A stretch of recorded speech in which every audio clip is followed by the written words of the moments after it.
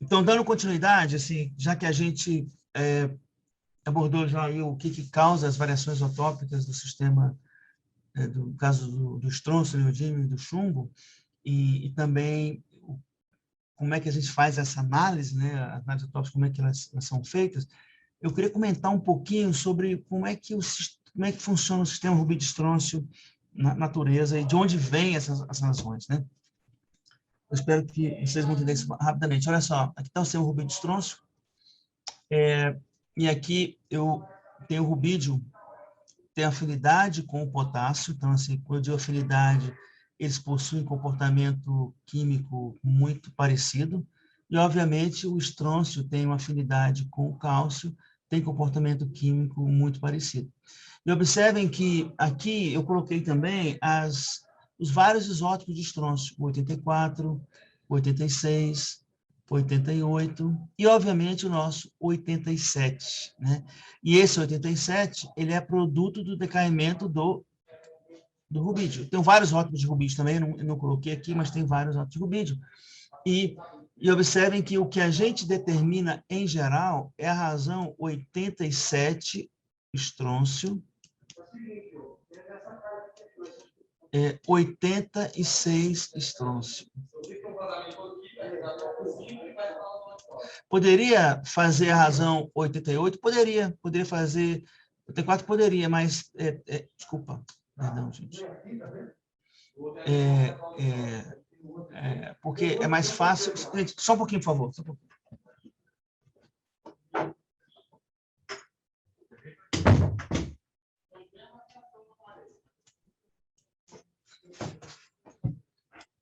Agora, uma coisa que é importante é que quando a gente fala em geologia, né, e aqui está uma figura, nós temos aqui o planeta, primeiro, ele tem várias camadas, né, e para nós interessa principalmente essa camada mais externa, que é chamada crosta, e até certo ponto também o manto. Mas a crosta nos interessa.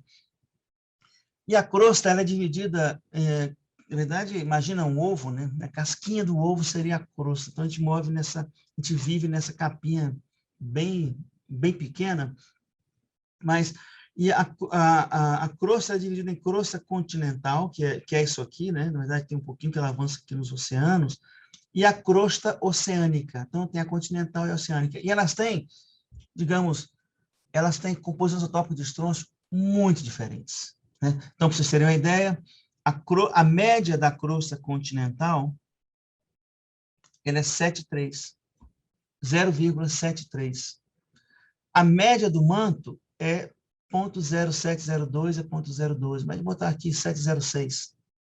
Então, observem que eu tenho uma diferença significativa entre o manto, que influencia muito a crosta oceânica, e a crosta continental. E eu sei que vários de vocês não são geólogos, mas assim, a diferença entre a crosta continental e a crosta oceânica é que a crosta oceânica ela é jovem, né? A crosta oceânica tem 300 milhões de anos. É muito jovem, enquanto a crosta continental pode ter aí 3,8 bilhões de anos, né? 4 bilhões de anos, enfim, tem materiais muito, muito antigos. Ou seja, a crosta continental ela é uma coxa de retalhos, de terrenos de diferentes idades, de diferentes naturezas. Vou repetir. A crosta continental é uma coxa de retalho com rochas de diferentes idades, diferentes origens e diferentes concentrações de rubídio, estrôncio, como vocês queiram. Ou seja, ela é muito heterogênea. Por isso que ela é interessante como indicador de origem, né? E observem que a água do mar, que está aqui, ó, a água do mar fica entre o manto, a crosta oceânica e a crosta continental. Tá? É só para vocês saberem que existem variações. E aqui, outro termo que eu gostaria de colocar para vocês, que de certa forma está colocado ali, olha só, a crosta, as rochas que estão na crosta são ricas em rubídio e potássio. Ou seja, se as rochas crustais da crosta são ricas em rubídio e potássio, elas são mais radiogênicas. Ou seja, elas possuem a razão estrôncio 87, 86 maior. Porque elas têm mais potássio, isso teve bastante tempo, esse rubídio decaiu para estrôncio e, consequentemente, a razão fica bem alta. Né? Então, existe uma diferença bastante significativa entre rochas da crosta e rochas mantélicas, mas essa diferença, ela se dá porque os materiais têm concentrações diferentes de potássio e, consequentemente, de rubídio. Tá? E aqui, esse próximo slide, dá para a gente ter uma ideia assim, dos materiais geológicos, né, que formam as rochas e que, em última instância, vão formar também os solos. Quais são as rochas os materiais que possuem a razão rubídio estrôncio mais alta? Essa razão aqui, ó.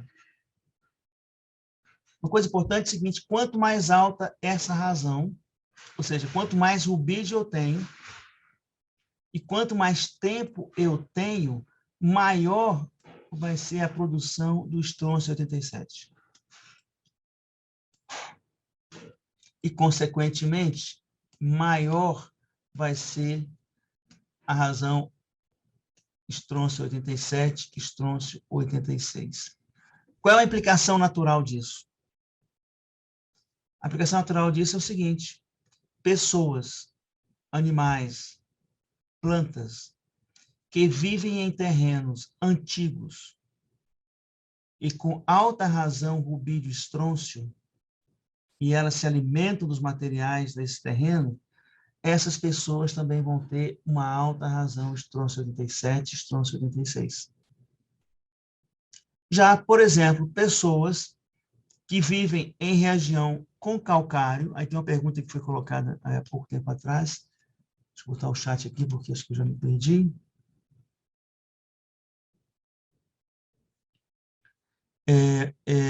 Já uma pessoa, por exemplo, ou animais ou plantas que vivem em regiões com calcários, aonde a razão rubídio estrôncio é baixa, quer dizer o seguinte: mesmo calcários muito antigos, eu tenho um pouco rubídio, consequentemente, ele não decai para estrôncio. Então, seja regiões calcárias, tem razões estrôncio 87, 86 baixas, ou pelo menos mais baixas do que regiões graníticas, por exemplo. Por quê? Porque eu tenho pouco rubídio para decair para estrôncio 87. Então, assim, isso aqui é o que dá essas variações isotópicas, né, que a gente está colocando aqui. Alguém perguntou assim, se a crosta continental seria plataforma continental, que sai do continente até 200 milhas náuticas dentro do mar? Sim, justamente. Aqui, essa região aqui, olha, deixa eu voltar aqui.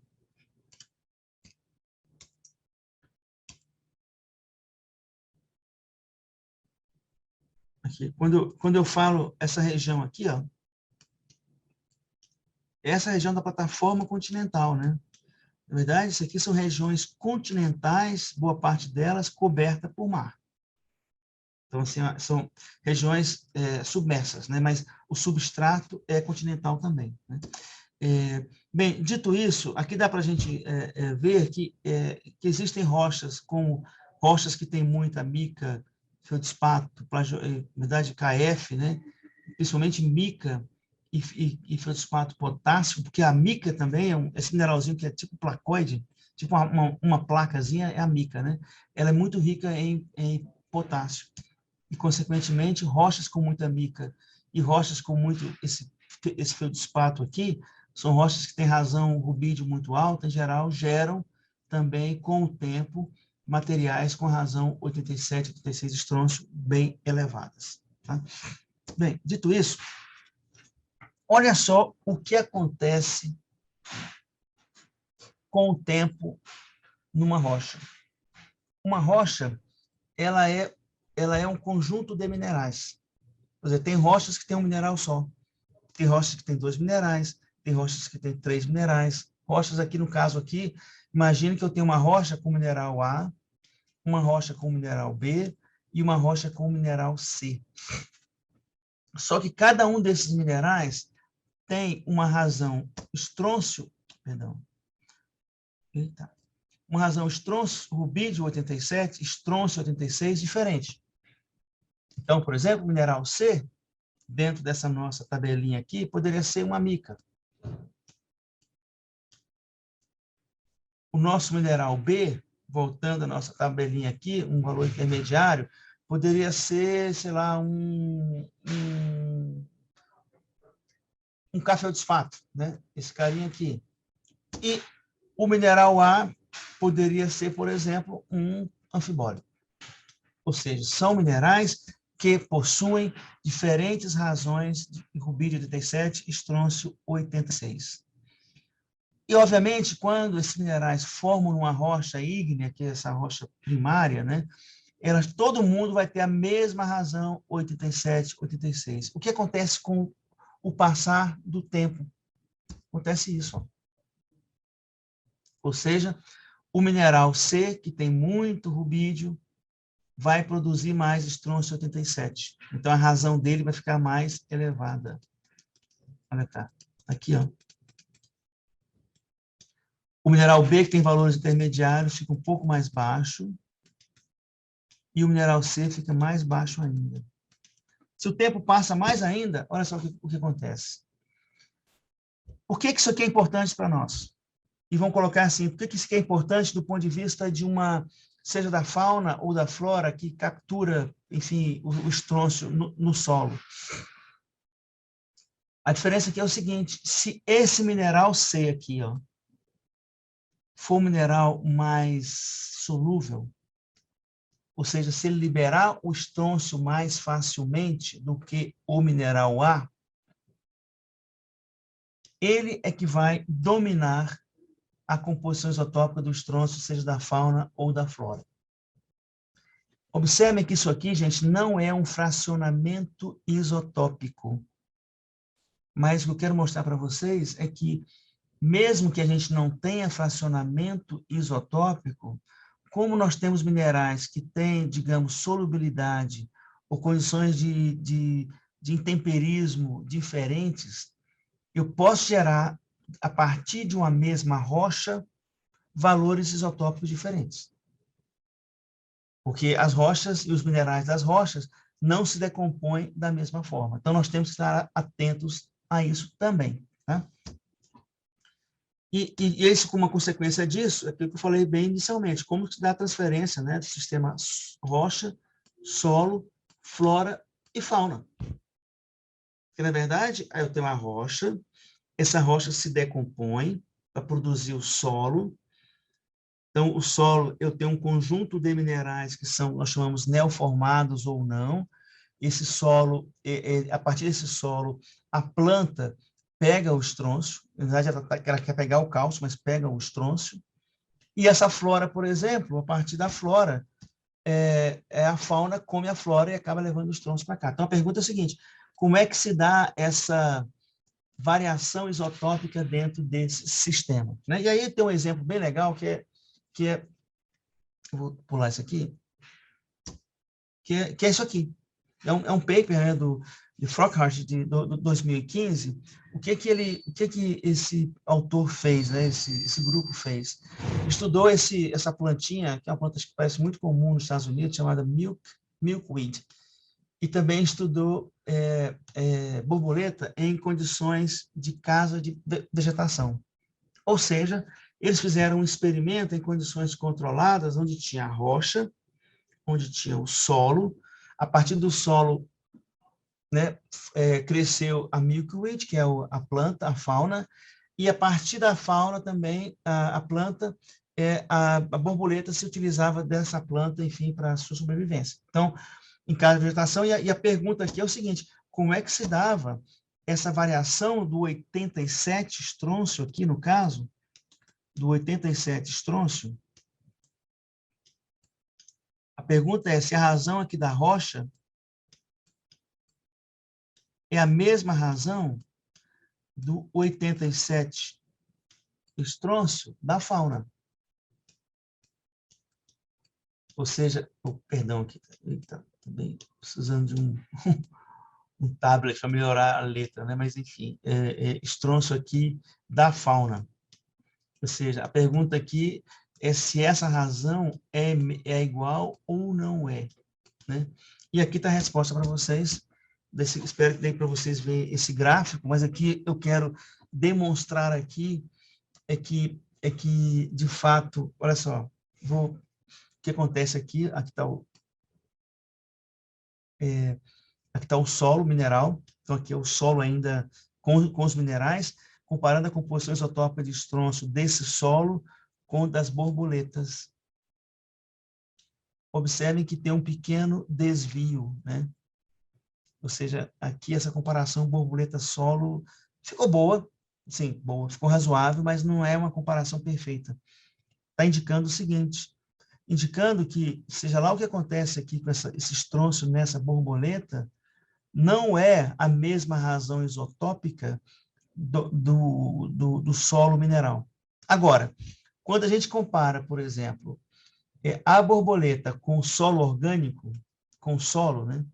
Ou seja, a fração orgânica do solo, observa que essa relação a relação, por exemplo, do solo orgânico com a borboleta e a planta com a borboleta é muito parecida.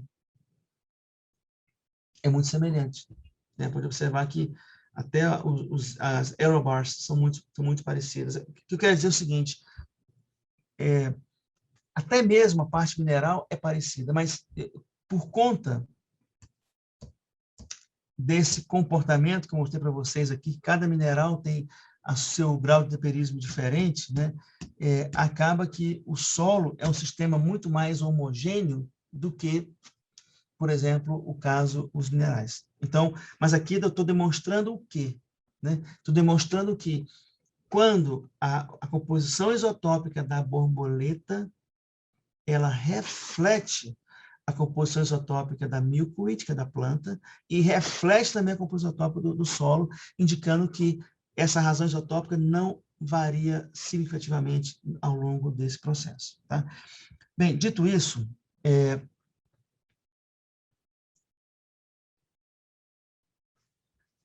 tem uma pergunta aqui, na verdade tem duas questões aqui que estão me perguntando, é o seguinte, primeiro, alguém perguntou sobre os peixes estão em folhêlio, que assim, tu entendi a questão de alguém estar estudando peixes em folhêlio.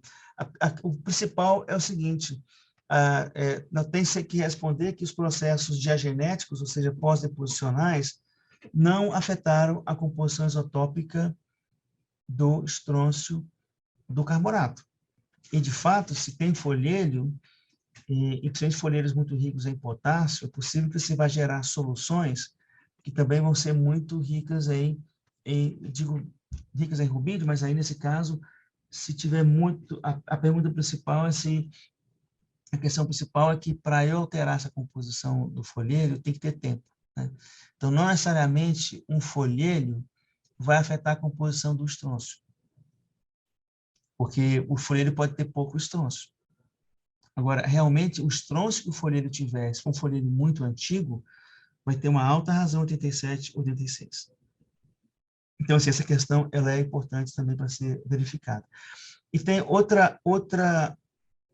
sim, perdão, Marinho, folheiro é uma rocha rica em argila e matéria orgânica. É uma rocha que muitas vezes são argilas que podem ser argilas ricas em potássio. E, em geral, o folheiro também é muito rico em matéria orgânica. Em várias situações, o folheiro é o que gera óleo, né? É uma fonte do óleo, digamos assim. Né? Ou seja, é a rocha geradora. Né? O Cretáceo... Ah, tá. Beleza, Ana. Flávia. E alguém perguntou também, dentro do mesmo sistema, o que o senhor está explicando pode ocorrer com sedimentos marinhos e as águas de atomácia, já que a parede celular dessa alga é rica em sílica. Eduardo, eu não entendi a tua questão aqui. Eu me perdi aqui eu me perdi aqui a tua relação aqui com a sílica e o estrôncio. Se eu preferir, professor, eu abro o microfone dele, o seu comando aí. Pode abrir, seria ótimo. Uhum. Quem é exatamente? É o Eduardo Souza Barros. Espera aí, Eduardo, vou te abrir seu som aqui. Espera aí. Participantes.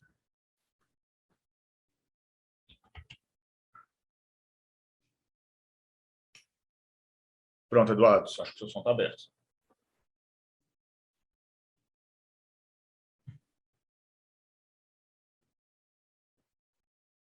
Eduardo? Talvez ele esteja sem microfone, né? Mas... Tá. Se quiser se manifestar de novo por texto, então, Eduardo. Chegou na sua interface aí um pedido para ativar o som. Talvez não esteja aberto ainda, mas está com... Enfim, mas Eduardo, olha só, Eduardo, que certamente que você pode ter a mesma coisa com as razões isotópicas de silício nas tuas diatomáceas, né? Mas o silício não é como o sistema do estrôncio, que você acaba alterando as razões por conta desse decaimento do rubídio com o tempo, né? Mas você tem, sim, estudos de razões isotópicas de silício em diatomáceas, mostrando que aí já não seria mais um processo esse tipo de decaimento, mas sim de fracionamento isotópico, né, que tem junto com essas diatomáceas. Tá? Eu queria também, mostrando isso, outra coisa que eu queria mostrar para vocês também é que o estrôncio é um elemento, digamos, é um sal, né? Então ele é muito solúvel. E nós fizemos um tempo atrás aqui, em Brasília, análise isotópica de água mineral, porque isso pode ser usado também como indicador da origem dessa água, como também de fraude na água mineral. E eu queria mostrar para vocês uns exemplos sobre isso. E aqui a gente fez não só análise isotópica de oxigênio e deutério, né? Então aqui você tem aqui delta 18, para quem já fez o curso do Martinelli, aqui está o delta D, essa aqui seria essa linha da água meteórica local aqui em Brasília, então esses pontinhos aqui em azul são água de chuva. Observa que ela é bem dispersa, né, em Brasília. Aqui, esse pontinho rosa é água subterrânea. Só para chamar a atenção de vocês que a água subterrânea, em geral, tem uma dispersão muito menor do que água de chuva. E esses pontos aqui marcados são águas minerais, né? Então, aqui eu plotei aqui, essa aqui, azulzinha, é a San Pellegrino, aquela água, que é uma água mineral italiana, de fontes vulcânicas, né? Desculpa, aqui é a Perrier, perdão. A Perrier é que está São Pellegrino de fonte vulcânica. E essas outras águas aqui são águas do Brasil. Então, por exemplo, isso aqui é uma água da Bahia, água mineral baiana. E, se não me engano, essa aqui é a água de São Paulo, de Campos do Jordão, essa água que é água bem negativa. Mas isso aqui é o delta 18 e delta D, e eu coloquei isso aqui para chamar a atenção que essa combinação isotópica, ou seja, isótopos leves e isótopos radiogênicos, ela é super importante, né? E aqui está a composição isotópica do estrôncio. E olha só, lembra que eu mostrei para vocês que o estrôncio da água do mar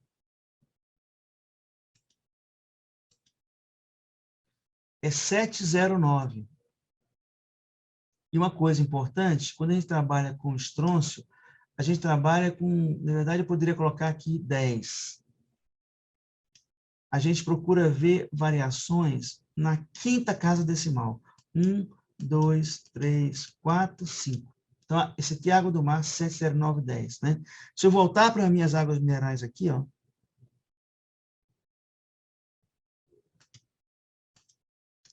observem que essa linha vermelha aqui é água do mar, 70910. E essa água aqui, ó, certamente vários de vocês já não conhecem, já não chegaram a tomar essa água aqui, a chamada Bonágua. Bonágua era uma água da Coca-Cola, que era uma água adicionada de sais. E essa água, obviamente, tem a mesma composição isotópica de estrôncio da água do mar. Essa água aqui, ó, que é essa água A, isso aqui é Poços de Caldas. Uma água de Poços de Caldas. Por que a água de Poços de... Enquanto essa água aqui, por exemplo, C e D, na região de São Paulo, aqui é Campos do Jordão, aqui eu já não lembro mais onde foi essa região, ela tem um estrôncio muito radiogênico. Olha só o valor aqui, ó. Próximo de 7,3.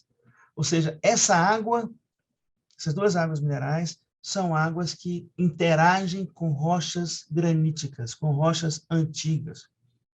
E, consequentemente, elas dissolvem, eles têm um pouquinho desse estrôncio da rocha dissolvida, por isso que ela é tão radiogênica. Enquanto que essa água aqui em A é de uma rocha vulcânica, tipo mantélica. E lembrando aqui, como rocha mantélica, vou voltar aqui para vocês verem, como rocha do manto, lembrando que o manto tem uma razão isotópica de estrôncio bem baixa, né? Então, consequentemente, essa água do mar, essa água aqui, ela reflete, digamos assim, essa composição isotópica dessas rochas vulcânicas, tá? Eu vou adiantar aqui que eu acho que não vai dar tempo de falar sobre o chumbo e outras coisas. Eu queria mostrar para vocês, bem rapidinho, talvez seja de maior interesse, como é que o estrôncio interage com a questão de esmalte em dente. Isso foi um trabalho de um aluno meu, de um doutorando, que foi o Murilo, né? Murilo Quintas, que hoje está no Museu Nacional, e vou passar rapidamente aqui algumas informações dos trabalhos do Murilo, e vocês podem, eventualmente, vou deixar isso aqui, quem quiser ter esse material que pode ser lido sobre isso, mas o trabalho do Murilo, ele essencialmente ele se concentrou em 2 cemitérios escravos, né?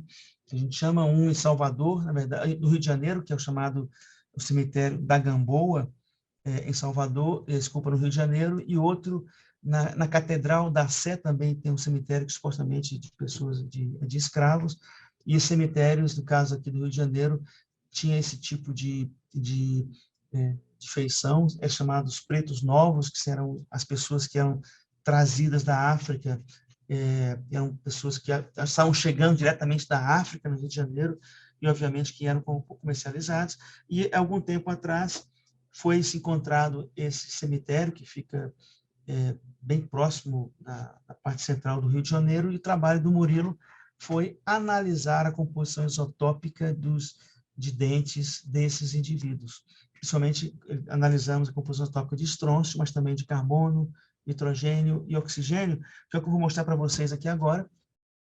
A ideia desse trabalho foi, do ponto de vista do dente e do indivíduo, o dente eu vou chamar não só do esmalte, como também da dentina, a pergunta era se a gente conseguia definir qual era o local de origem dessas pessoas. Ou, pelo menos, definir qual a variabilidade do local de origem dessas pessoas, né? E, obviamente, que vinham da África, e aqui isso aqui, na verdade, é um dado histórico, que tem trabalho histórico com isso. Então, na verdade, nós estamos comparando o dado da geoquímica isotópica, né, dos dados isotópicos, com os dados de informações históricas de onde vinham essas pessoas, e tem umas coisas que eu acho bem, bem interessantes de colocar para vocês aqui. E o que a gente analisou nesse trabalho? Nós analisamos esmalte. Por que esmalte? Esmalte é, digamos, a parte mineral do dente. Ou seja, é um fosfato de cálcio. E, na verdade, uma vez que o nosso esmalte do dente é formado, ele não se altera mais. Então, isso serve para dente de gente, dente de bicho. A parte esmalte, uma vez que ele é formado, que é um fosfato de cálcio, ele não interage mais. Essa parte aqui, ó, que é a dentina tem uma parte dela que é orgânica. Então, a dentina ainda está trocando elementos com o corpo, ou seja, com o sistema biológico. Então, isso quer dizer o seguinte: o esmalte é uma memória da nossa infância, às vezes até pré-uterinas em alguns dentes, né? Ou seja, o estrôncio que entra aqui no esmalte, assim como o estrôncio, o carbono, o oxigênio, que entra dentro do que está no esmalte, é um estrôncio, é um carbono, é um oxigênio que entrou aí durante a sua formação na infância. Já que a dentina não. A dentina, como eu tenho a entrada de estrôncio, um pouquinho de estrôncio, um pouquinho de carbono, e um pouquinho de oxigênio, a dentina pode ser uma memória mais recente. Assim, não digo que é bem recente, mas a memória não é a memória de infância, por exemplo. Tá? Então, o que o Murilo fez foi essencialmente raspar, né? Na verdade, tem uma limpeza, raspa e produz você tritura uma parte desse dente para a gente analisar tanto os trônicos quanto o carbono, quanto o oxigênio. Hoje em dia, o que nós estamos fazendo já com relação à análise isotópica de estrôncio, não é mais uma análise isotópica de estrôncio que exige uma química, nós estamos fazendo com laser. Então, hoje eu diria que seria possível, por exemplo, ao invés de analisar uma coisa, enfim, uma amostra grande como essa, de analisar, por exemplo, um raster, uma linha. E se eu vou analisar estrôncio aqui em diferentes partes desse meu dente. Observe que com isso, nós temos condição de melhorar muito a resolução espacial, assim, a variabilidade, né, da minha razão isotópica, no caso da dentina. Eu consigo fazer isso também para carbono, talvez. Para oxigênio já é mais difícil. Tá? Bem, dito isso, aqui está a variação isotópica, por exemplo, de estrôncio. Estou comparando aqui de estrôncio de indivíduos de vários lugares, incluindo aqui o New York Burial Ground, que é um cemitério escravo em Nova York, com 16, em Colônia, Barbados, San Martín, Catedral da Sé e Pretos Novos. Né? Então, essencialmente, o que a gente mostra nesse trabalho, que no caso os Pretos Novos do Rio de Janeiro, que era certamente o principal centro, foco de, digamos assim, de convergência de escravos à época, nós temos aí uma variação isotópica gigantesca e uma das conclusões desse processo é que essas pessoas vieram de vários lugares na África, porque cada lugarzinho desse aqui tem uma composição isotópica diferente, tem uma rocha diferente, consequentemente, a composição isotópica de estrôncio é diferente. E, além disso, a gente consegue fazer esse tipo de relação também aqui. Olha só. Aqui eu estou comparando estrôncio com o enamel, leia enamel como sendo esmalte. Tá? Na verdade, o nosso dente é chamado uma carbonato apatita. Ou seja, o nosso dente tem um pouquinho de carbonato junto. Então, por exemplo, a gente consegue analisar o carbonato do dente da mesma forma que a gente analisa, por exemplo, um carbonato comum. Eu não vou entrar em detalhes aqui, talvez o Martinelli tenha mostrado isso, né, o Zebu, mas, essencialmente, se eu pegar o meu esmalte, que é essa carbonato apatita, e jogar ácido, por exemplo, colocar ácido dentro de um vial, eu vou produzir CO2. Esse CO2 que a gente analisa é o isótopo de carbono. Então, aqui, nós estamos comparando a composição isotópica do estrôncio com a composição isotópica do isótopo de carbono. Né? Mostrando, por exemplo, que esse indivíduo aqui, leia esse indivíduo com o triângulo, isso aqui é Pretos Novos. Opa, Pretos Novos, perdão. Pretos Novos. E esse aqui é Catedral da Sé. Tá? Observem que esse indivíduo aqui, que é o P22, veja bem, nós estamos descendo ao nível do indivíduo. Muito semelhante, aqui vou ser um pouquinho, talvez, ousado aqui, né? Mas semelhante a que nós temos da genética. Né? Eu estou descendo aqui ao nível desse indivíduo, que em função da composição isotópica do estrôncio dele, eu estou dizendo o seguinte, esse indivíduo, durante a infância dele, ele morava, ou ele se alimentava de materiais que provavelmente eram de regiões vulcânicas. Esse conjunto de indivíduos aqui, ó,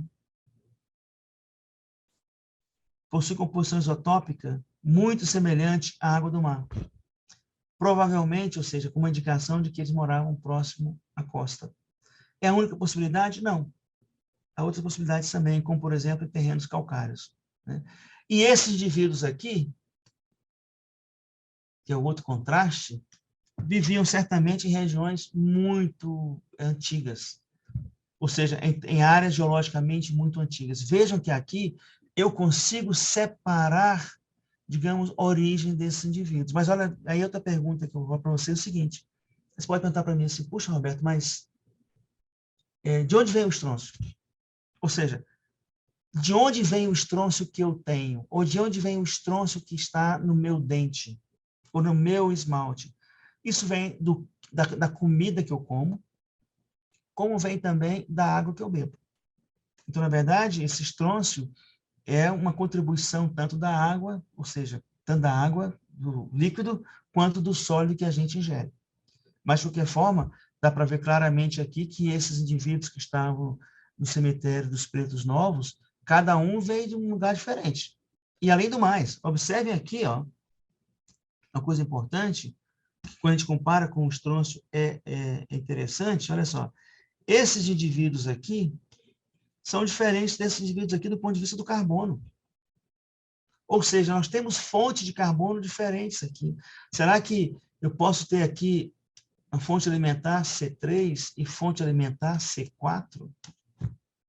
Enfim, estou colocando isso porque essa combinação do estrôncio com o carbono ou com o oxigênio é uma comparação que pode ser uma ferramenta muito potente, né, para se diferenciar, por exemplo, indivíduos ao nível do dente, tá? Ao nível do esmalte até da dentina. Tá?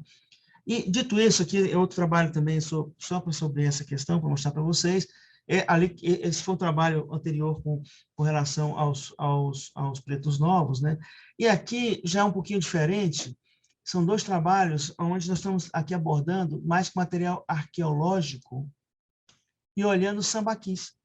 Para quem não sabe o que é sambaquis, são esses mountains, esses morros, né, que tem na beira tem várias, do litoral brasileiro, na Amazônia também tem, que é muito rico em bivalvos, né, ou em conchas, né, e, enfim, ali eram construções, algumas dessas conchas eram colocadas ali, mas outras também há restos, e essas conchas, eu vou pular isso aqui é um monte de sambaqui, quando se corta isso, e muito desses sambaquis a gente encontra aí, inclusive, sepultamentos.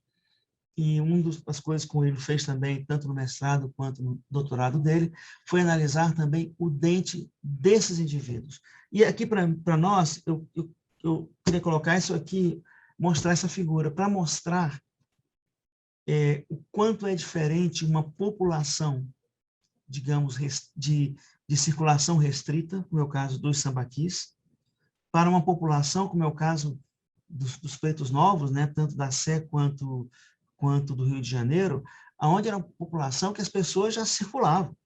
Ou seja, os pretos novos, que está aqui colocado em círculo preto, viam pessoas enfim, de vários lugares da África. Essas pessoas moravam em lugares distintos, com rochas distintas, com razões isotópicas distintas, né? E trouxeram, obviamente, para cá essa composição isotópica que tinham durante a infância. Observem que o nível de dispersão de estrôncio de populações como Pretos Novos e Catedral da Sé é muito maior do que populações dessa região aqui, chamado Sambaqui de Forte Marechal Luz e o Sambaqui de Tapera. E lembrando que isso aqui é 10, ó, água do mar está aqui, ó.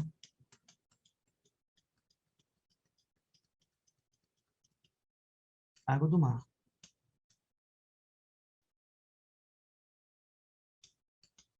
O que isso indica, né, para nós, que foi uma das questões que o Murilo tentou também, buscou também responder? O sambaquis de Forte Marechal Luz, quanto Tapera, tem composição isotópica, os dentes das pessoas, os indivíduos, muito próximo à água do mar. Ou seja, a fonte alimentar desses indivíduos era uma fonte essencialmente marinha. E uma das conclusões desse trabalho dele também é que os indivíduos eram muito parecidos. Ou seja, nós tentamos responder se tinha troca de pessoas, sequestro, esse tipo de coisa, né, dessas populações mais antigas, e a gente não conseguiu ver isso muito em Marechal Luz. E já Tapera, que é um outro sítio, é um pouquinho mais radiogênico. É possível que Tapera tenha se alimentado também de materiais, de fontes que não seriam puramente água do mar. mas talvez fontes continentais também, né?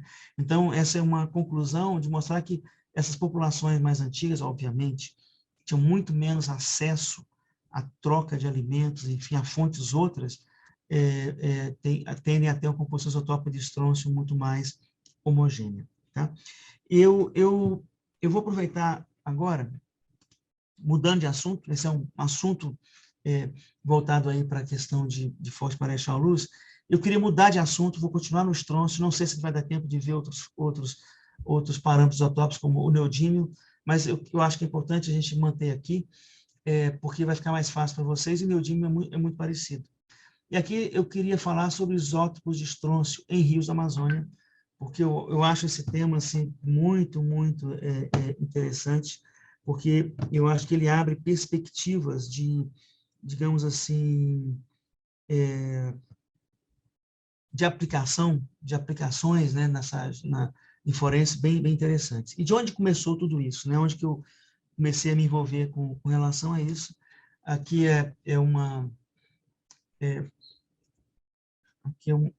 a bacia amazônica, e a amazônica, obviamente, a Amazônia tem uma rede de drenagem fantástica.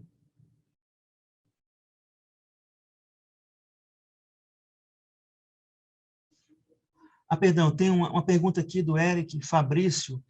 Ele está perguntando o seguinte, com relação às análises de cálcio de ossos,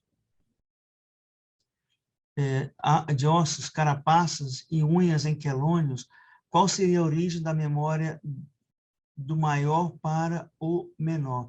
Olha só, Érico, quelônios, por exemplo, nós humanos, a gente troca pouco de dente, né? Eu diria que, do ponto de vista da memória mais recente, certamente as unhas, como é no ser humano também, que nós estamos constantemente trocando unha, né? Acho que o trabalho da Gabriela Nardotto mostra isso. Então, ela trabalha mais com nitrogênio e carbono, mas é perfeitamente possível nós fazermos também uma análise isotópica de estrôncio em unha, que é, no caso, aí um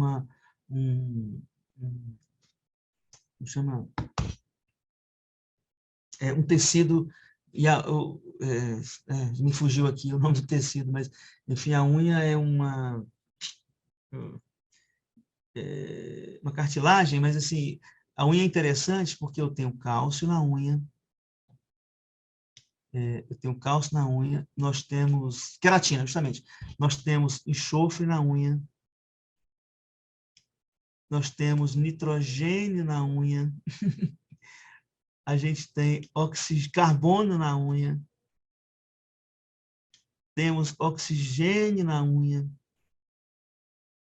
e temos também hidrogênio na unha.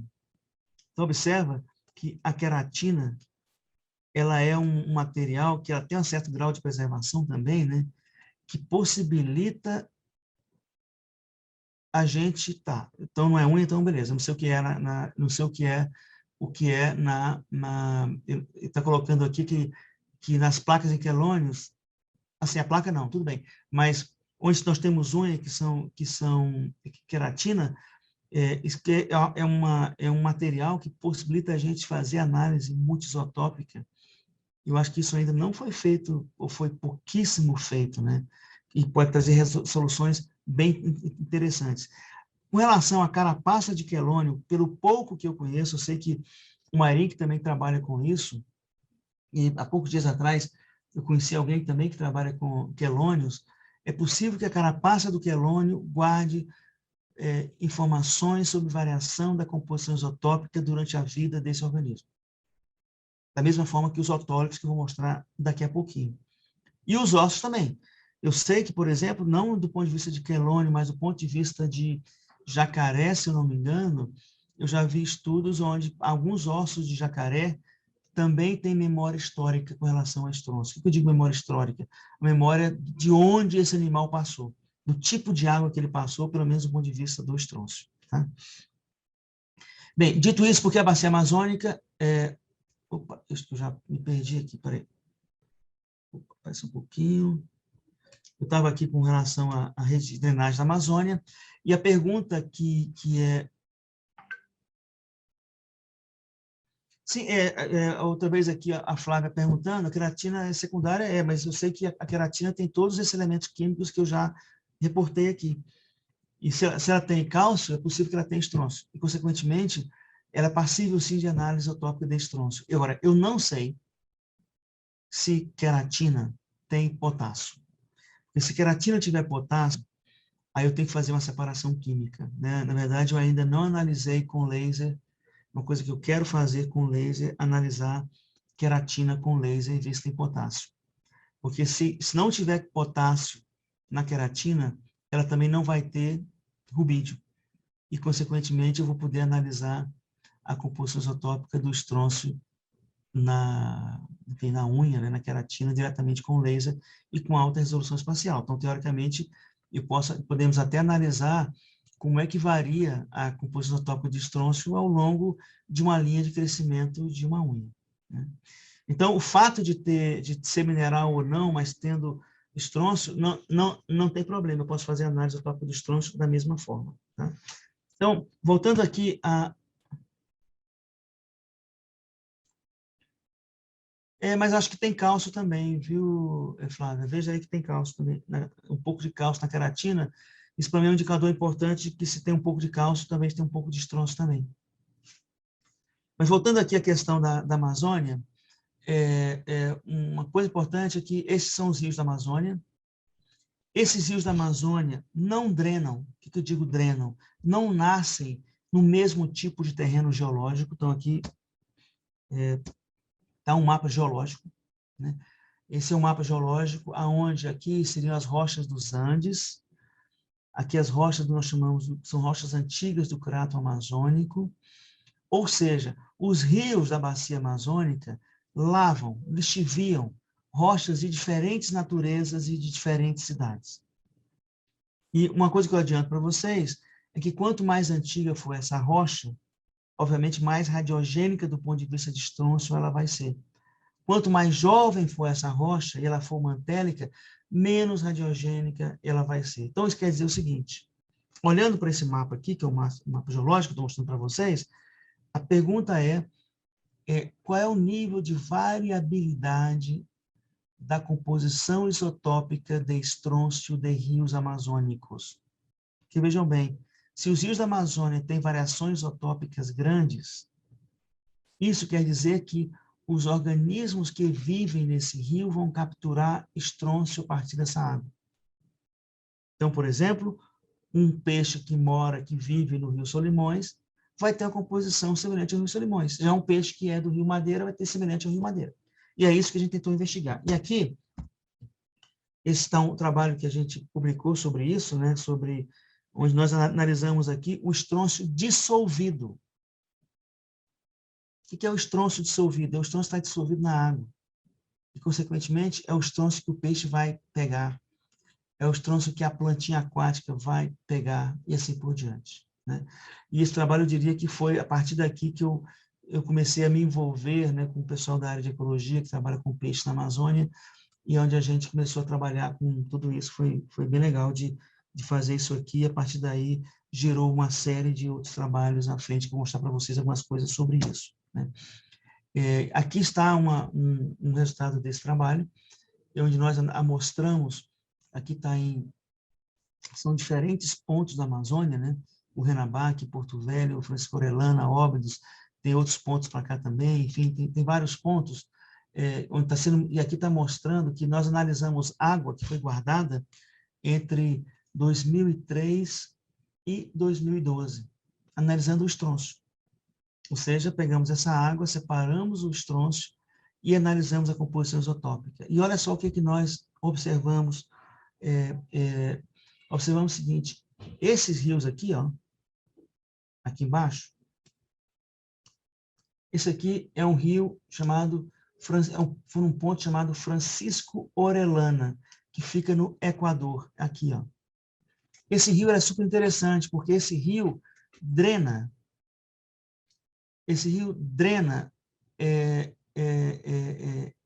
drena rochas vulcânicas do Equador.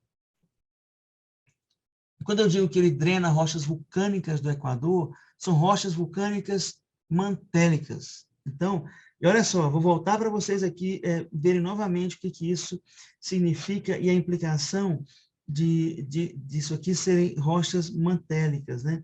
Como são rochas mantélicas, um pouquinho, olha só, a razão isotópica do estrôncio vai ser bem baixa. Opa, perdão. Eita, fica mudando sozinho isso aqui. Olha só, 702, 7012. E eu adianto para vocês que esse é um único rio que apresenta composições isotópicas tão baixas de estrôncio na Amazônia. Então, por exemplo, se eu tenho um peixe com essa composição isotópica, eu sei que esse peixe em algum momento morou ali, viveu ali nessa região do Francisco Orellana. Aqui em cima, aí nós temos aqui em azul, esse azul é o Rio Solimões, que está em azul aqui, o Solimões. Então, observe que Solimões é bem diferente do Napo River, que é o Rio Napo. Esse aqui em verde é o Madeira. Olha que interessante. O Madeira é muito diferente do Solimões. E essa linha aqui, ó, essa linha aqui em vermelho, quadradinho vermelho, é Óbidos. Óbidos está aqui, ó. Ou seja, essa linha vermelha quadradinha, na verdade, é uma mistura de águas do Rio Madeira com o Rio Solimões. Por isso que a razão isotópica de estrôncio é intermediária. E esses caras aqui em cima, que essa variação gigantesca, são os rios de água preta.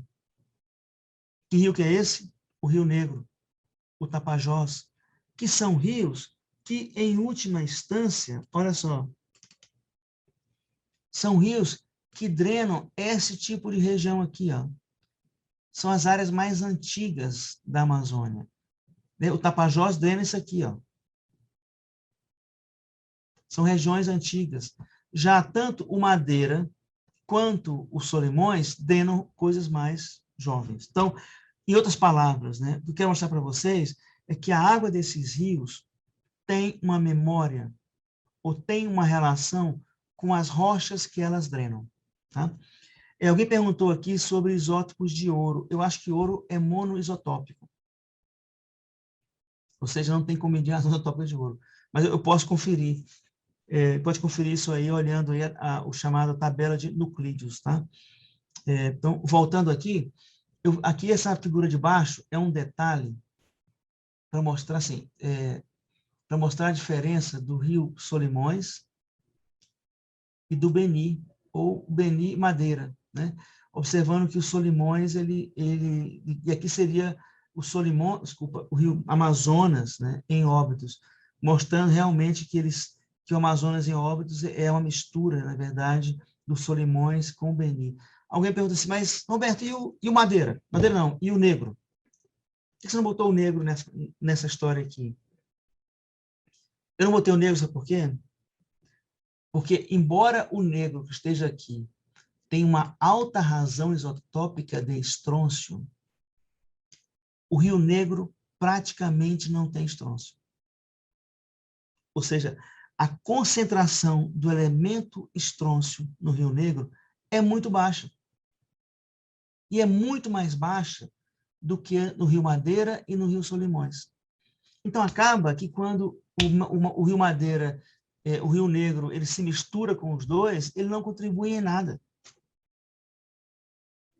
Ele não contribui em nada com o estrôncio, com a mistura do Rio Negro, do Rio Madeira com os Solimões.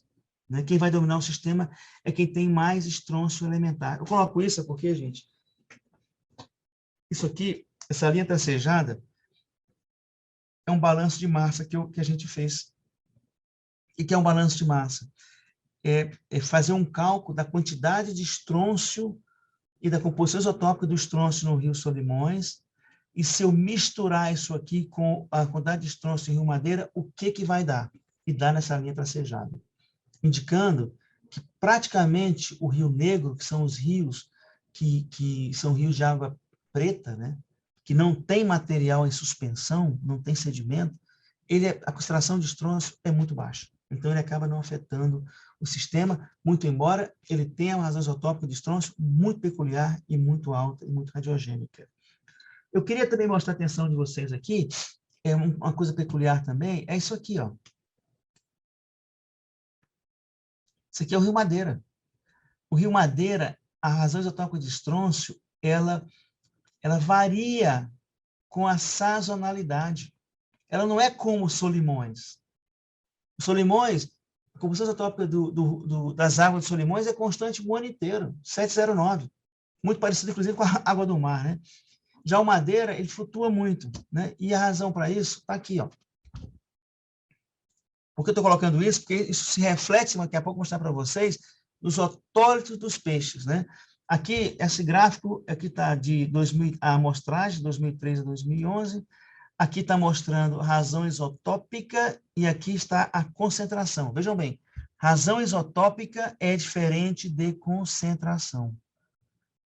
Concentração é ppb, ou seja, microgramas por litro, é concentração do elemento estrôncio. Aqui, né? Na nossa direita.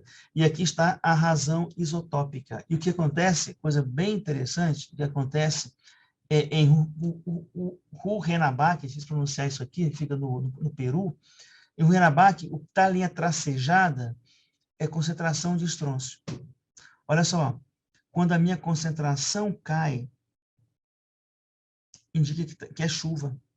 Esse é o processo de diluição. Quando a concentração aumenta, a linha tracejada, isso é período de seca. Choveu, caiu. Parou de chover, sobe. E observa o seguinte, que quando chove, ou seja, quando a concentração do estrôncio diminui, a razão isotópica aumenta. Sistematicamente. Como é que nós interpretamos isso? Ou seja, essa flutuação da composição isotópica do estrôncio no Rio Madeira mostra o seguinte, que durante o período de chuva, o Rio Madeira vê determinado tipo de rocha e durante o período de seca ele vê outro tipo de rocha. É como se durante o período chuvoso, onde diminui aqui a concentração do estrôncio, ele fica mais radiogênico, ou seja, ele está drenando rochas mais antigas, estou jogando material mais antigo dentro do rio, sedimentos mais antigos, com razões mais radiogênicas. E durante o período de seca, onde a concentração aumenta, está menos diluído, eu tenho outro tipo de rocha menos radiogênica. Tá? A gente vai ver que isso aparece também lá nos nossos otólitos. Tá? E olha só, como conclusão disso tudo, essa é o que nós temos das variações isotópicas do rio da Amazônia. Ou seja, o Solimões é 709, só o Napo, que é um pouco mais baixo, né?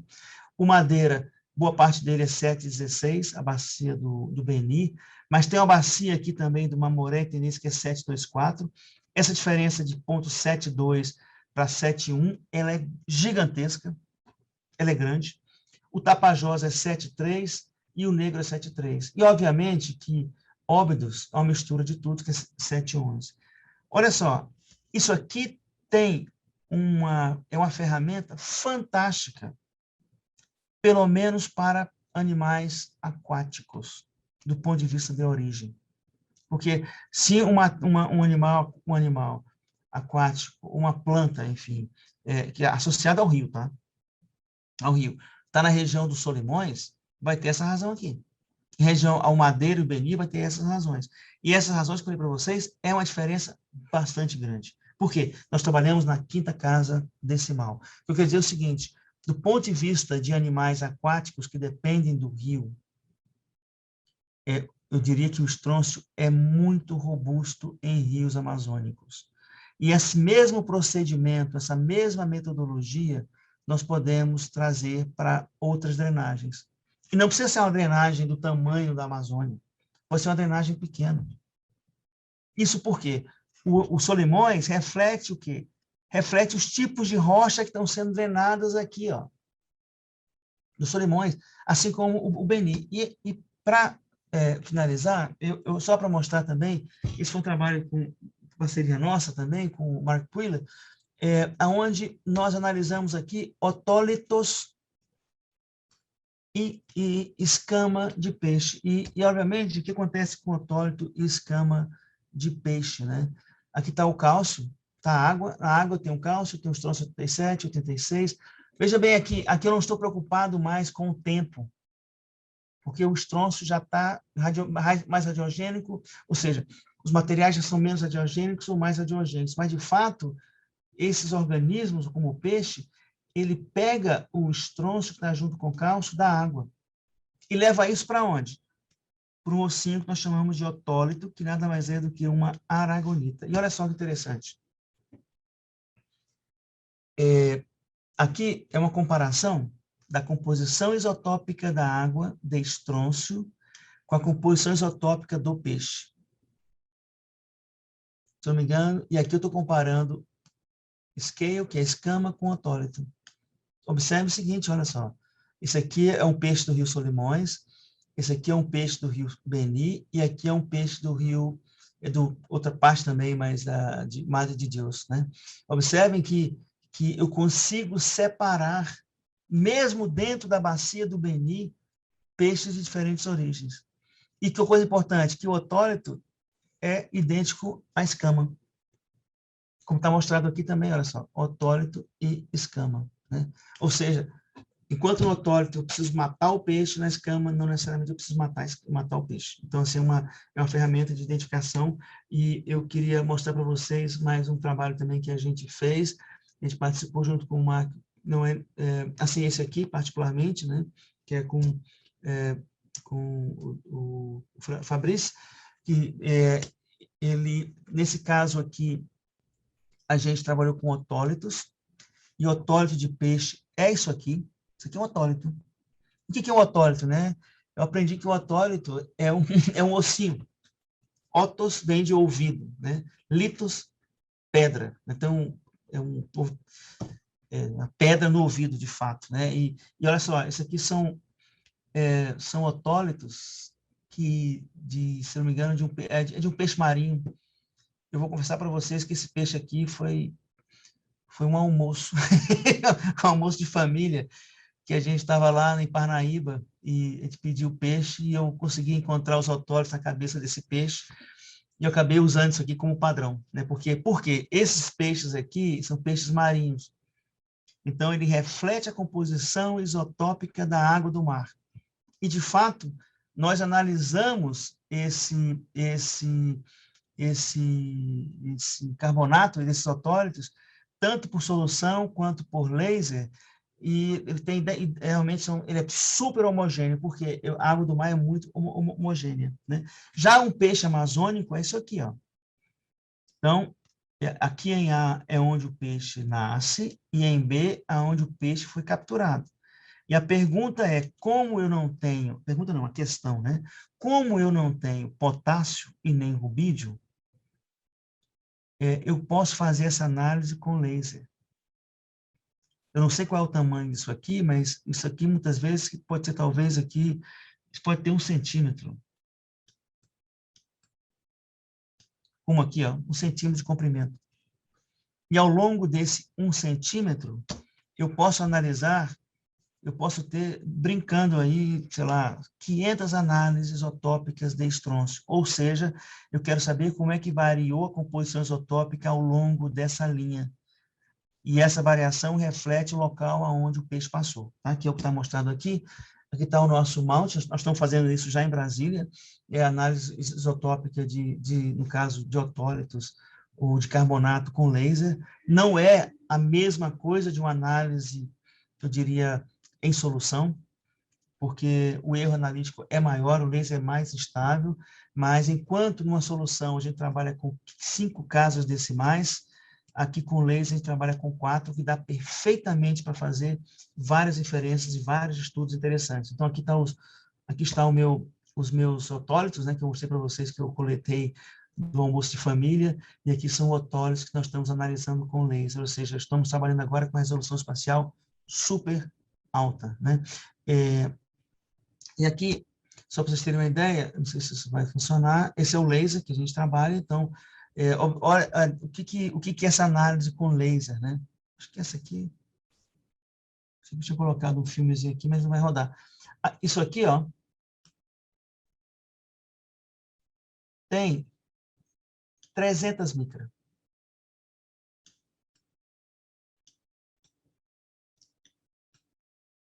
Então, ou seja, nós estamos analisando aqui a composição isotópica do estrôncio, inclusive, como é que varia ao longo dessas 300 micras. Para vocês terem uma ideia do nível de resolução espacial que nós podemos chegar. O Eduardo fez uma pergunta aqui, que ele leu há algum tempo a respeito de estrôncio na formação de corais rochosos e formação de esqueletos de criaturas abissais. Sim, tem vários estudos sobre isso, Eduardo. Porque o estudo de estrôncio em corais, como também datação em corais, é muito importante para se entender aí a evolução dos oceanos, né? Por exemplo, corais aí por exemplo, nos últimos 30 milhões de anos, a composição isotópica de estrôncio do oceano mudou muito. E eu vou ser bem breve com relação a isso. Mudou muito por quê? Porque subiu os Himalaias, subiu os Andes. Então, acabou que esse processo jogou muito estrôncio, digamos, radiogênico na água do mar, alterando a composição isotópica, né? Mas é só um detalhe, uma curiosidade. Então, essa é a análise isotópica de estrôncio com laser. Sim, aí, ó. Isso aqui o filme não ia rodar. Então, na verdade, essa é uma análise que a gente tem feito aqui em Brasília. Então, esse aqui é o Netuno, que é o ICP-MS. Aqui é um desses autólitos que eu coletei aqui como almoço de família, que eu uso ele como padrão, né, como padrão que eu digo para certificar de que a minha análise está adequada. E aqui está aí os resultados saindo, né, no espectrômetro de massa. Bem, dito isso, eu queria falar para vocês, meu tempo está quase acabando, mas é sobre esse trabalho aqui, ó. Esse trabalho aqui, junto com o Fabrício, enfim, uma série de coautores, nós trabalhamos com na verdade, analisamos otólitos esse bagre gigante da Amazônia, e que é um peixe migratório, né? E olha só o que a gente encontrou com relação a esses bagres. Então, assim, nós analisamos aqui de A para B. Então, aqui está de 0 a 40 micras. Eu não sei se essa unidade aqui é 4.000 micras, não sei se é tudo isso, talvez seja, que esse bagre ele é bem grande. E aqui está a variação isotópica do estrôncio ao longo dessa linha de A para B, desse bagre, né? E olha só, nesse caso aqui, esse aqui é um grupo de amostras de indivíduos, né, que eles nasceram no Rio Madeira, que a história é a seguinte: qual é a história disso aqui? Que esses bagres nascem nos Andes, eles migram até a Foz e depois retornam para os Andes. Essa é a história, obviamente, que, vamos pegar no caso da bacia do Madeira, foram construídas hidrelétricas na Madeira. E a pergunta é, como é que esse bagre vai subir? Seria um peixe migratório que viaja quase 4, 5 mil quilômetros durante o seu ciclo de vida? Ele pode até descer ali, sem problema nenhum. Agora, na hora de subir, ele vai ter como uma barreira, por exemplo, as hidrelétricas do Madeira. Então, o que a gente fez foi analisar a composição isotópica desses bagres. Então, assim, olha só, ele nasce no Madeira, ele vem para o rio Amazonas, lembrando que o Amazonas e Solimões são muito parecidos, e depois, no final da vida deles, eles retornam para o Madeira. E olha a coisa interessante também, que ao retornar para o Madeira, olha só as flutuações aqui, ó, da composição isotópica do estrôncio no Madeira. Por quê? Porque lembra que o Madeira tem aquela questão do estrôncio varia com o período de chuva e seca, né? O input, o material que é jogado do ponto de vista de isótopo de estrôncio dentro do Madeira, durante o período de chuva é diferente durante o período da seca. Isso também está refletido aqui nessas flutuações que nós estamos vendo. Obviamente que esse indivíduo que eu sempre chamo atenção para os alunos, né? Esse carinha aqui que está em roxo, ele se desorientou, né? Certamente ele entrou no lugar errado aqui, ou ele voltou, esqueceu alguma coisa, ou entrou num rio como o Negro, mas, enfim, ele, durante o seu percurso, ele entrou no rio com composição isotópica de estrôncio mais radiogênica, mas depois ele retornou ao seu curso e voltou. Outro exemplo aqui é esse aqui, ó, já outro tipo de peixe. Esses peixes aqui foram coletados, por exemplo, nos Solimões, e talvez até no Napo River, que é esse aqui, ó. Opa, perdão. No Napo River. Ou seja, a razão isotópica é tão baixa que esses peixes foram peixes que saíram dos Solimões, fizeram todo o seu processo migratório e retornaram para o Napo River. Ou seja, aqui eu estou mostrando para vocês que os otólitos, eles, a partir dos tronços dos otólitos, nós conseguimos contar ou recontar, né, o ciclo de passagem e vida desses peixes. Isso, eu posso fazer isso tanto no Rio Grande como no Amazonas, o bacia do Amazonas, eu posso fazer isso no rio como Madeira, como, enfim, qualquer outro rio que está aí. Alguém fez uma pergunta aqui anteriormente sobre a questão de... eu acho que eu não respondi, de elementos radioativos. Sim, é possível. Que os elementos, por exemplo, se um peixe como esse viver numa região que tenha mais elementos radioativos também, porque, olha só, o que a gente obtém com o estrôncio, nós podemos também obter com a química da água. Obviamente que o estrôncio ele é muito mais, eu diria, sensível às variações isotópicas do que, por exemplo, a química do sódio, do cloro, assim por diante. Mas talvez uma química de um contaminante certamente poderia ser visto aqui também. Tem uma pergunta aqui do Marcos Mentel. As variações isotópicas do Rio Madeira devido às chuvas não ocorrem em outros rios da Amazônia? Não. Engraçado, né, Marcos? Não ocorre. É algo intrínseco ao Madeira. E eu vou te falar por que é intrínseco ao Madeira. É uma questão geológica. Ver aqui. Deixa eu pegar aqui o mapa geológico. Essa questão geológica... Peraí só um pouquinho, deixa eu voltar aqui. É uma questão geológica, porque aqui está a bacia do... eu acho que Madeira está aqui, a bacia do Madeira é essa aqui. Talvez seja até melhor mostrar aqui, peraí. Vou mostrar aqui, é mais fácil. Aqui. Opa, perdão. Perdão. Aqui.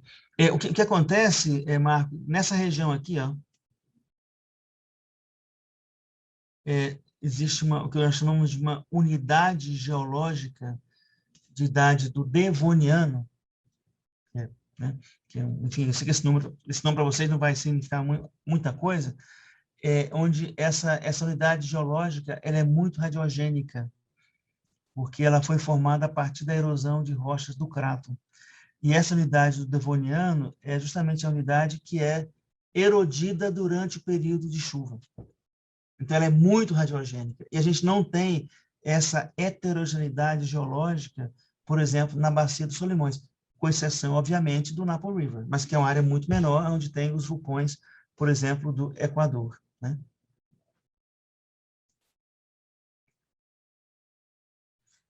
O Eduardo está colocando aqui, sim, o problema de química das águas de entorno da usina de Angra. Eduardo, eu acho que sim, eu acho que você pode usar o otólito, obviamente você não vai fazer estrôncio, você pode fazer um outro elemento químico. Agora, assim, eu também orientei uma tese em Angra, e tem, sei lá, da Cíntia Dias, fiz um trabalho maravilhoso em Angra, mas monitorando a emissão de carbono 14 em Angra.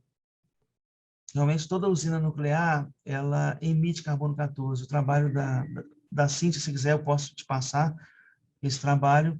O que nós fizemos foi justamente monitorar o escape do carbono 14, como esse carbono 14 se dispersava na atmosfera de Angra, e se esse carbono 14 era incorporado na flora. E, de fato, no redor do entorno, se não me engano, até 2 quilômetros da usina, existem digamos, níveis de carbono 14 de atividade mais elevados. Obviamente que a dosagem é muito pequena, mas é mais elevado, e essa distribuição de carbono 14 na usina é controlada por ventos, né? Se não me engano, é um vento principalmente de direção de sudeste para noroeste, né? Mas eu não sei se a gente conseguiria ver isso no estronço. Eu acho que não. Mas certamente no carbono 14, talvez, né? Se nós tivéssemos no carbono 14, ou no fitoplâncton também, né? Mas o trabalho da Cíntia mostrou que a gente não conseguiu ver variações significativas com carbono 14, isso com análise com AMS, que é o espectrão de massa mais sensível para isso, na flora, né? A gente viu no vento, na atmosfera, mas não na flora, né? Eu acho que eu estou quase, se não me engano, esse aqui é o último slide. Talvez eu deva mostrar para vocês, se me permitem. A gente fez um trabalho também, que foi isso aqui, com o estronço, que é o pirarucu. E o pirarucu é muito diferente do bagre. Que o pirarucu é um peixe que eu chamo preguiçoso, ele não migra, né? E o pirarucu, até pouco tempo atrás, eu acho que ainda é assim, é um peixe protegido. Então, nós analisamos também otólitos de pirarucu, é o que está mostrando aqui, né? Em vários pontos da Amazônia. E, ao contrário, eu vou mostrar para vocês logo aqui a conclusão, para a gente fechar, ao contrário do bagre, né? O pirarucu, aqui, por exemplo, está o pirarucu na Amazônia Central, esse peixe de ambiente natural, né? Na Amazônia, por exemplo, no Baixo Amazonas, nos Solimões. Observe o seguinte, o pirarucu é constante. Olha só, esse é o pirarucu do Negro, esse é o pirarucu dos Solimões, ou seja, o pirarucu possui uma composição isotópica do seu otólito, que aqui nós analisamos os últimos 30%, né, do otólito, super constante. Aonde varia um pouquinho, talvez seja madeira, por aquelas razões que eu já mostrei para vocês. O madeira tem essa flutuação aí sazonal, né? Já o Baixo Amazonas, super constante. Quando a gente pega um peixe de cativeiro, olha só o que acontece. Esse é o peixe de cativeiro. A razão isotópica de estronço varia muito. Por quê? Porque esse peixe tem acesso a fontes distintas de estronço. Por exemplo, ele tem acesso a água, mudança na água, mudança na comida. Essa água, essa comida, essa ração tem razão isotópica de estronço. Então, por exemplo, olha só, esse cara aqui, por exemplo, certamente é um peixe que nessa passagem aqui, ó, ele mudou a alimentação. Aqui também, ó, mudou a alimentação. Ou mudou a alimentação, ou mudou de tanque, enfim, ou seja, no caso do pirarucu, peixes que têm variações isotópicas significativas de estronço, em geral, são peixes de cativeiro. A exceção que está mostrada aqui é esse grupo de peixes aqui, que eu não vou nem discutir, mas isso foi coletado no mercado, se eu não me engano, foi coletado no mercado de Manaus, e aqui realmente fica a dúvida, né, se é um peixe de cativeiro mesmo ou não. Tá? Gente, eu tinha mais coisa para apresentar, mas eu acho assim que eu resolvi fazer isso um pouco mais lento, né, essa vez. Quem tiver questões, perguntas, estão agora meio-dia, eu acho que nós podemos parar por aqui e dizer que é um prazer muito grande de poder dividir com vocês uma parte disso que nós estamos fazendo, que a gente está evoluindo, e que o Laboratório de Geocronologia e Geoquímica Isotópica aqui da UNB está completamente abertos, né, a parcerias, a colaboração, e até mesmo a visita, quem quiser visitar. Infelizmente, a questão da pandemia não é possível, e eu queria, enfim, agradecer a oportunidade e mostrar, assim, que além do estronço, eu ia falar do neodímio também, mas eu achei que ia mais misturar a cabeça de vocês do que dar essa abrangência do estronço, que está sendo mais utilizado hoje do que outros elementos, mas eu espero que a partir daqui vocês possam, digamos, ter mais, digamos, ferramentas e estrutura para poder avançar, né, nessa geoquímica ou na isotopia forense, né? Vou colocar assim, não vou nem colocar geoquímica forense, e é isso.